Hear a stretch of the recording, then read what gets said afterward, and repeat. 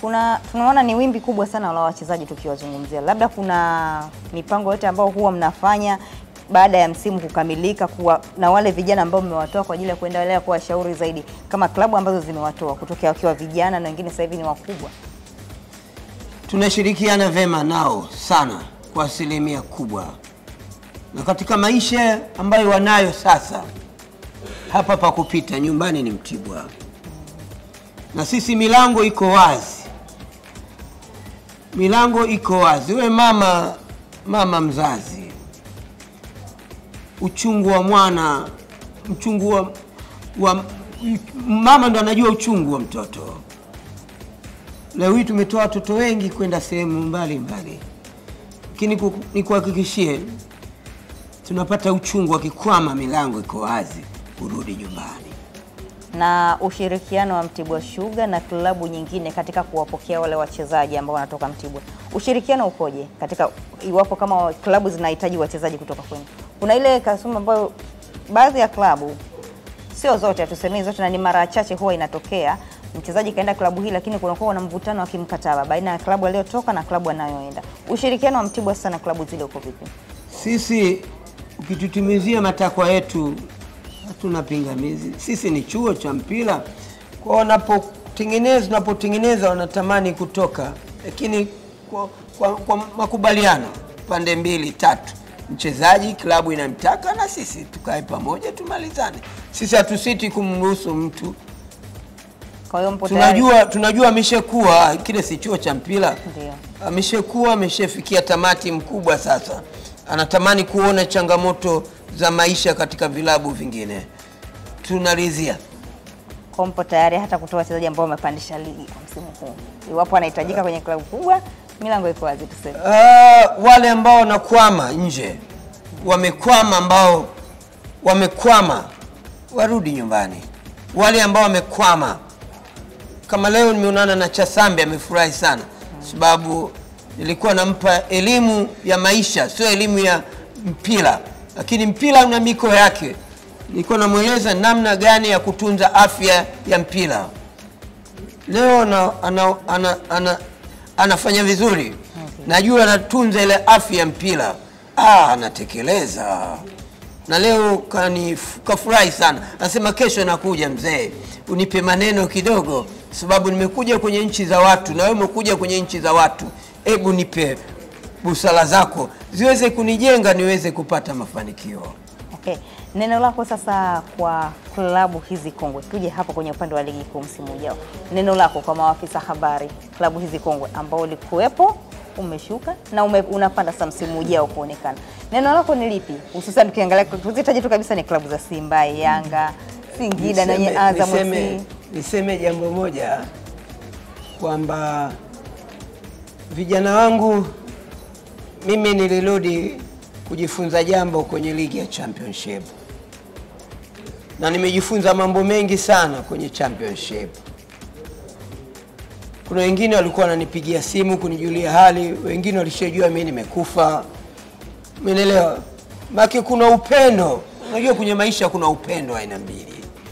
Kuna upendo mkiwa kazini, mnafanya kazi pamoja. Na kuna upendo unakuwa nje, hata mtu amekusahau. Umeelewa? Kwa hiyo niseme tu mimi nitaendelea kuwa mkongwe kwenye nchi hii. Nitaendelea kufanya kazi nao vijana wangu.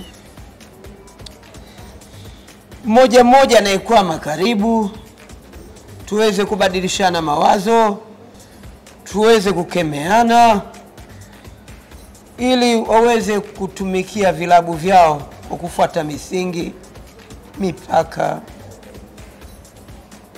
Lazima kuwe na mipaka kwenye kazi. Wewe unaizungumzia Mtibwa. Unapoizungumzia Mtibwa unaanza kuponda, unazungumzia prison.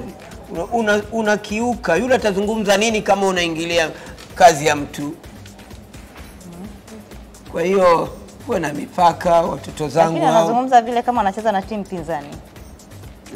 Wanaizungumza kama anacheza na timu pinzani. Mfano Mtibwa mkija kukutana na Simba lazima utaguseke. Isipokuwa ninachotaka kusema, shangazi yangu, mwanangu, swala la adhabu silipendi.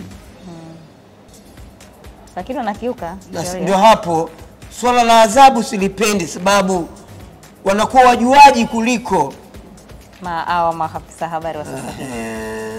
Sasa sipendi.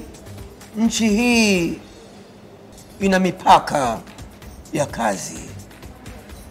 Sasa usijichukulie umepewa uisemee klabu basi unafanya tofauti na maadili ya kazi yako. Sio jambo jema, sio jambo zuri. Na mimi nakemea sana, sipendi kuona msemaji anapata adhabu kwenye shirikisho la mpira la Tanzania. Watunze kinywa chao, waangalie vinywa vyao vinatamka nini. Unaweza kutamka jambo ambalo linaleta uchochezi,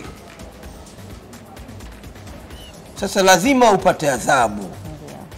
Sasa mimi nataka waishi. Mimi sasa hivi ninapozungumza nina miaka 40, nazungumza kama msemaji wa kwanza, msemaji nguli.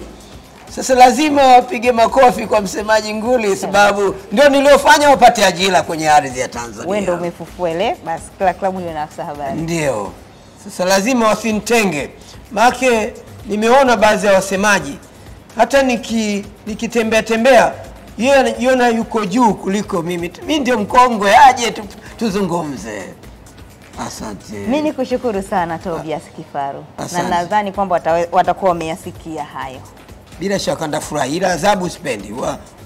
Ile vinywa vyao wavitunze. Wameyasikia. Asante. Mtazamaji wa Dimbani ya TV3, tulikuwa tukizungumza na tunasema msemaji mkongwe ndani ya klabu ya Mtibwa Sugar.